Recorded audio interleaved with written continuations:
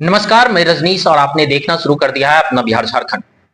सर्दी समाप्त हो चुकी है और एकाएक प्रचंड गर्मी ने रूप धर लिया है और ये कह सकते हैं कि बीमारियों का एक बहुत बड़ा घर साबित हो रहा है। आज हमारे साथ मौजूद हैं मायागंज अस्पताल के अधीक्षक डॉक्टर हेमशंकर शर्मा। सर, आपका स्वागत है। नमस्कार सर, पहला सवाल है कि जैसे ही सर्दी समाप्त हुई एकाएक प्रचंड गर्मी हो रही है सर, इसमें किस तरह की बीमारियां आ रहे हैं? देखिए, हमारा देश जो है वो ट्रॉपिकल कंट्री में आता है। ट्रॉपिकल है तो इसमें चेंजेस हर 3 महीने के बाद हमारा मौसम बदलता है। सर्दियों के बाद गर्मी आती है और थोड़ी जल्दी आएगी, या आप देखेंगे बदलाव तेजी से होता है। तो 16-17 डिग्री के बाद सीधा 32-33 डिग्री टेम्परेचर, 34 डिग्री 35 डिग्री तक भी जाना शुरू हो गया है। जब ये टेम्परेचर डिसोसिएशन होता है, यानी कि तुरंत ठंड से तुरंत गर्मी जब ज़्यादा होती है, तो खासकर वायरस का प्रकोप ज़्यादा होता है। बॉडी का डिफेंस सिस्टम थोड़ा इस अवस्था में ट्रांजिशन फेज बोलते हैं, जब परिवर्तन की अवस्था होती है, इसमें बॉडी डिफेंस थोड़ा कमज़ोर हो जाता है। कमज़ोर होने से वायरस या इन्फेक्शन, सेकेंडरी बैक्टीरियल इन्फेक्शंस, तरह तरह के निमोनिया, ये सब होने का खतरा बढ़ जाता है। इसलिए ऐसी इस समय में खासकर वैसे लोग जो श्वास की बीमारी से पीड़ित हैं, दमा हो, ब्रोंकाइटिस हो, तो इन लोगों को ये तकलीफें बढ़ने की संभावना होती है। उसके अलावा भी छोटे बच्चों में और जो बुजुर्ग ज़्यादा हैं, वृद्ध हैं, उनमें इस तरह की संभावनाएं बनती हैं कि वायरल इन्फेक्शन ज़्यादा होता है। और वायरल इन्फेक्शंस की यूजुअली समय सीमा यूजुअली 3 से 7 दिनों तक की होती है। लेकिन वायरस में कई बार ऐसा देखा गया है, जो कंजेशन होता है, कंजेशन बढ़ जाता है। तो कंजेशन बढ़ने के बाद से आप देखेंगे कि इन्फेक्शन का सेकेंडरी बैक्टीरियल इन्वेजन बोलते हैं उसको, तो कफ पीला होने लगता है। उसमें पहली तो सांस की दिक्कत होगी, गले में खराश होगी, खांसी होगी। अगर किसी को सांस फूलने की बीमारी है तो सांस फूलने की प्रक्रिया बढ़ जाती है। उसके बाद उनको इन्फेक्शन होता है, तो जो कफ निकलता है वो हल्के पीले रंग का या पूरे पीले होता है। यही तो नॉर्मल प्रक्रिया है। इसमें आपको बच के रहना चाहिए। सर्दी से आप बच के रहें। आप कपड़ा हल्का एकदम मत पहने, जैसे कि आप टी शर्ट पहन के घूम रहे हैं और देर शाम तक बाहर रहेंगे तो फिर ज्यादा रिस्क हो जाता है। यदि किसी को मान लीजिए कि 7 दिन लगातार 7-8 दिनों तक सर्दी खांसी है तो उन्हें क्या करना?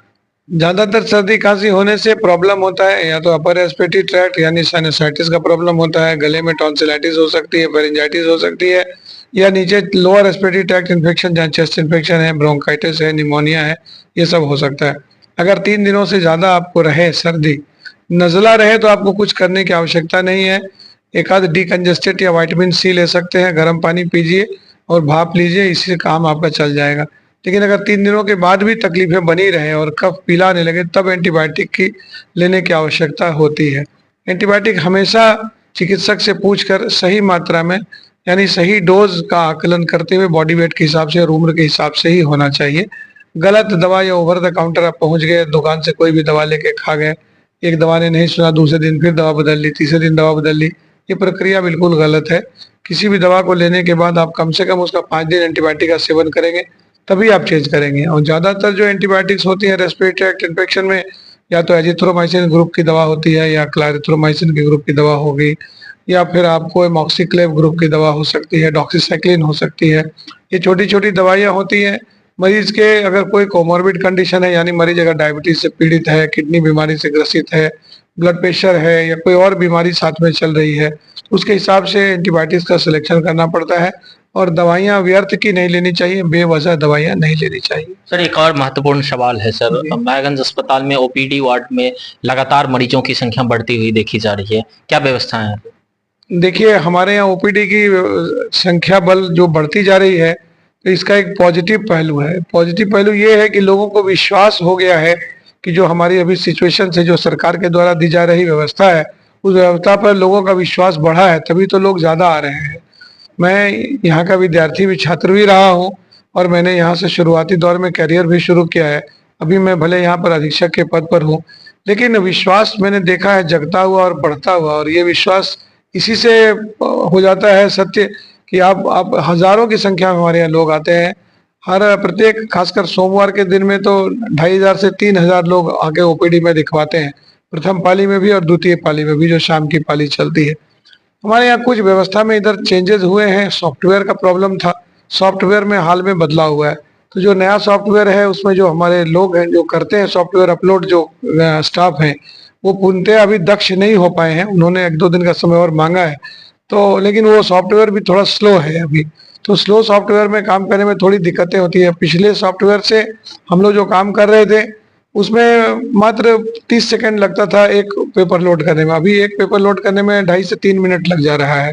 तो एक तो ये दिक्कत हो रही है, दूसरा है कि नेटवर्किंग की प्रॉब्लम हो रही है, नेट की स्पीड काफ़ी स्लो हो जाती है, तो वो थोड़ी दूसरी प्रॉब्लम होती है। और पिछले वाले जो हम लोग के सॉफ्टवेयर देने वाले थे, वो बहुत ज़्यादा समीक्षा नहीं कर पा रहे थे और अपग्रेड नहीं कर पा रहे थे, तो हम लोगों ने दूसरे से अपग्रेडेशन लिया है और काम कर रहे हैं। इसके अलावा हम लोग को एक और बात है कि हम लोगों ने बनाई थी प्रक्रिया कि हम लोग आउटडोर को बाहर की तरफ ले जाएंगे, जहां आउटडोर जो बिल्डिंग है उसके बाहर हम रजिस्ट्रेशन करेंगे, तो हमारे 10 काउंटर हम बना सकते हैं। अभी 6 काउंटर हमारे पास है, तो जिसमें कि महिलाओं का अलग काउंटर है, सीनियर सिटीजन का अलग काउंटर है और जनरल काउंटर 4 होते हैं। लेकिन संख्या बल को देखते हुए मुझे लगता है कि कम से कम 10 काउंटर की आवश्यकता है। तो बाहर में बिल्डिंग बनाने के लिए हम लोगों ने BMSICL को लिखा हुआ था और माननीय हमारे आयुक्त महोदय ने पिछली बार इंस्पेक्शन यहाँ किया था, तो करीब 10 लाख के बजट का अनुमान हुआ था यहाँ सबकी हो जाएगा। लेकिन BMSICL से जो इंजीनियर आए थे उन्होंने कहा कि नहीं 30 लाख लगेगा इसमें कम से कम, तो थोड़ा ये दिक्कतें हो रही है। लेकिन हम लोगों ने फिर उसके अप्रूवल के लिए लिखा हुआ है और फिर बोर्ड में देखते हैं, अगर रोगी कल्याण समिति से हमें मिल पाएगा इतना पैसा तो हम लोग बाहर में बनवाने की कोशिश करेंगे, और नहीं तो BMSICL जो हमारी पेरेंट बॉडी है पटना से, वो लोग बनवाने के इस पक्ष में बढ़ेंगी आगे, तो हम लोगों की सुविधाएं ज़्यादा हो पाएंगी। इसलिए थोड़ा सा धीरज रखिए, हम लोग उसको बढ़ाएंगे। और दूसरी बात है कि स्पीड हमारी बढ़ रही है नेट की, तो फिर उससे हम लोग और ज़्यादा काम कर सकेंगे। एक्स्ट्रा काउंटर लगाने के लिए हम लोग विचार कर रहे हैं। हमने सुना है कि लगातार 70 से अधिक नए युवा डॉक्टर ने यहाँ पर एंट्री किया है। देखिए, नोटिफिकेशन जो हुआ है उसको जूनियर रेजिडेंट कहते हैं। ये लोग MBBS करके इंतजार कर रहे थे पोस्टिंग की। 78 लोगों की पोस्टिंग हमारे इस चिकित्सा महाविद्यालय अस्पताल को मिली है, लेकिन अभी तक हमारे यहाँ करीब 40 लोगों ने ज्वाइन किया है। अभी तो तीसरा ही दिन आज है एक्टिंग डेज का, बीच में तो छुट्टी हो गई थी। तो हम लोग इंतजार कर रहे हैं कि जिन लोगों की आई थी पोस्टिंग उसको मैंने पोस्ट कर दिया है, क्योंकि पिछली में बार जो थी वो 26 लोग ही कार्यरत थे अभी के हिसाब से, तो उन 26 को मैंने सबसे पहले एक ही दिन में सबको पोस्ट कर दिया। उसके अलावा जितने लोग थे उसमें करीब करीब 7 मैंने सुपर स्पेशलिटी में दिए हैं, जहाँ पर कि कार्डियोलॉजी, नेफ्रोलॉजी, न्यूरोलॉजी, न्यूरोसर्जरी विभाग भी चलती है। इस बार मैंने यहाँ जो इमरजेंसी हमारा चलता है जो आकस्मिकी है, उसमें पहले कोई JR नहीं रहते थे, अभी इस बार मैंने वहाँ भी JR दिया है। मैंने PMR विभाग में भी JR दिया, ऑर्थोपेडिक्स में भी अभी 4 JR दिया है, सर्जरी में, मेडिसिन में, हर जगह हमने JR दिया है। गायनी में चूंकि संख्या बल बहुत ज्यादा है, महिला चिकित्सा पदाधिकारी बहुत ज्यादा है, इसलिए उनको अति आवश्यक नहीं होता है। तो एक JR जो हमारे पोस्ट ग्रेजुएट थी उनको मैंने वहाँ पर वो पोस्ट कर दिया है। बाकी जो हमारे MBBS जितने भी JR है वो सबको मैंने अलग अलग जगहों से जहाँ जहाँ हेड्स ने वैकेंसी भेजी, उस वैकेंसी के आधार पर मैंने सबकी पोस्टिंग कर दी है। और अभी उम्मीद करता हूँ कि अगले कई 2-3 दिनों में बहुत सारे लोग और आएंगे, तो फिर बाकी हम लोग उनकी संख्या बल को बढ़ा देंगे। कुल मिलाकर कहा जाए तो अब अनुभव के साथ साथ युवा जोश भी मायागंज अस्पताल में काम करेंगे। बिल्कुल काम करेंगे। हमेशा युवाओं के समय है, युवा हमारे रीढ़ होते हैं और देश में युवाओं की संख्या बल सबसे मजबूत है।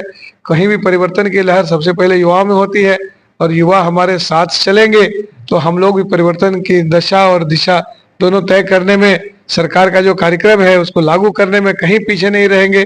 हम लोग सरकार के साथ हैं, सरकार का काम करते हैं, और एक अच्छी पहल जो सरकार ने की है, खासकर स्वास्थ्य मंत्री हमारे बहुत ही अच्छे हैं। हमारे जो ACS सर हैं प्रत्यय अमृत सर, ये लोग काफी अच्छा कर रहे हैं, हम लोग को दिशा और दशा दोनों दे रहे हैं। पूरा हमारा स्वास्थ्य का महकमा ऊपर से नीचे तक सब एकजुट होकर काम कर रहा है। आपको गुणात्मक सुधार बिल्कुल दिख रहा होगा और आगे भी दिखेगा। आखिरी सवाल है सर, क्या कोरोना जैसी कोई अन्य बीमारी, ये गर्मी जब तपने लगी है तो कोरोना जैसी कोई अन्य बीमारी तो नहीं आएगी? जी, अभी तक तो कोरोना जैसी कोई बीमारी आने की कोई उम्मीद नहीं है। अभी तक किसी भी वायरस ने ऐसा कोई कांड नहीं किया है, ना लगता है कि निकट भविष्य में कोई कुछ ऐसा करेगा। कोई भी वायरस ऐसा आएगा ऐसा दिखाई नहीं पड़ रहा है अभी तक, लेकिन प्रभु की जो इच्छा, हम लोग तैयार हैं हर चीज के लिए। जब हमने कोरोना को झेल लिया और करीब करीब 26,000 पेशेंट्स तो हम लोगों ने भागलपुर के क्षेत्र में देखे। मैं कोरोना के समय में भी थोड़ा कार्यरत रहा, यहाँ का नोडल अफसर था, और करीब आसपास के 10-12 जिले को मैंने शुरुआती कई महीनों में कंट्रोल भी किया था। और ऊपर से सर का डायरेक्शन हमेशा रहा, सारे जो हमारे वरीय पदाधिकारी बैठे हुए हैं स्वास्थ्य महकमे में, उन लोगों ने बहुत ही अच्छा योगदान हम लोगों का किया, बहुत अच्छे से दशा दी हमारी, और डिसिप्लिन को भी सुधारा, और हम लोगों ने काफी सारा काम किया है, जो आपने देखा कि हम लोग की मृत्यु दर बहुत ही कम है यहाँ पर। कह सकते हैं कि अब अनुभव के साथ युवा भी भागलपुर महाविद्यालय यानी कह सकते हैं मायागंज में काम करेंगे। अनुभव के साथ अगर युवा जोश जोड़ते हैं तो काम बेहतर होगा। भले ही आज ओपीडी में मरीजों की संख्या अधिक हो रही है, उनको थोड़ी तकलीफें हो रही है, लेकिन बहुत जल्द इन तकलीफों को दूर कर दिया जाएगा। भागलपुर से रजनीश राज की रिपोर्ट।